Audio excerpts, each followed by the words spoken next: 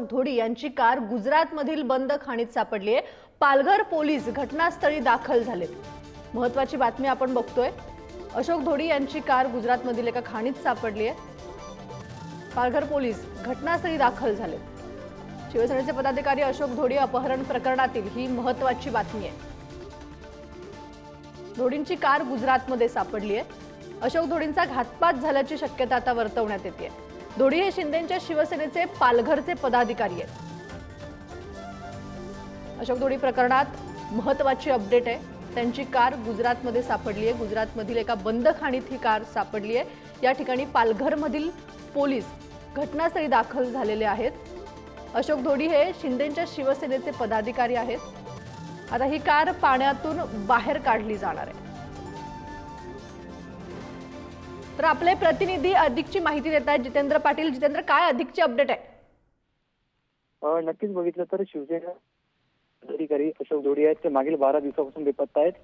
त्यानंतर त्यांचं अपहरण करून त्यांचा घातपात झाल्याचा संशय जो आहे तो बळावला जातोय आणि या दृष्टीने आता पोलिसांनी 4 आरोपींना अटक केली आहे, तर 5 आरोपी अजूनही फरार आहेत। मात्र काल जे आरोपी अटक केले होते त्यांच्याकडून पोलिसांना अशी माहिती मिळाली की अशोक धोडी यांची जी ब्रिझा कार आहे ती त्यांनी गुजरातच्या एका सरीग्राम मालाफलिया या ठिकाणी बंद दगडखाना या ठिकाणी टाकली आहे। आणि याच ही जी माहिती आता समोर येते, या ठिकाणी आपण पाहिलं तर ही दगडखान जवळपास 30 ते 40 फूट खोल आहे आणि सगळीकडे पाणी असल्याने आता क्रेनच्या साहाय्याने ही जी कार आहे ती आता बाहेर काढली जाणार आहे आणि त्यानंतरच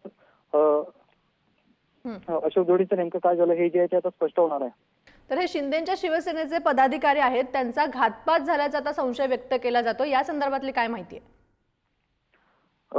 नक्कीच जे रस्त्यावरील जे सीसीटीव्ही कॅमेरे आहेत ते तपासले आणि त्या तपासानुसार हीच गाडी या भागात आल्याचं प्रथमदर्शनी जे आहे ते आता पोलिसांच्या निदर्शनास आलं आहे। आणि त्यानंतर आता आरोपी जे अटक केले त्यांनी काल न्यायालयात हजर केला असं त्यांना 7 दिवसाची पोलीस कोठडी मिळाली आणि याच पोलीस चौकशीमध्ये जे आता ही जी प्राथमिक माहिती समोर आली आहे आणि त्यानंतर आता पोलीस जे ते घटनास्थळी दाखल झालेले आहेत। स्वतः पालघरचे पोलीस अधीक्षक बाळासाहेब पाटील जे आहेत आता घटनास्थळी दाखल झालेले आहेत आणि क्रेनच्या साहाय्याने जी ब्रिझा कार आहे ही बाहेर निघाल्यानंतर आता सगळं चित्र जे आहे ते स्पष्ट होणार आहे। तर या ठिकाणी काही राजकीय धन्यवाद जितेंद्र तुम्ही दिलेल्या या माहितीसाठी। तर आपण बघतोय की अशोक धोडी प्रकरणातली ही महत्त्वाची अपडेट आहे। गुजरातमधील बंद खाणीत त्यांची कार सापडली आहे। या ठिकाणी पालघरचे पोलीस घटनास्थळी दाखल झालेत।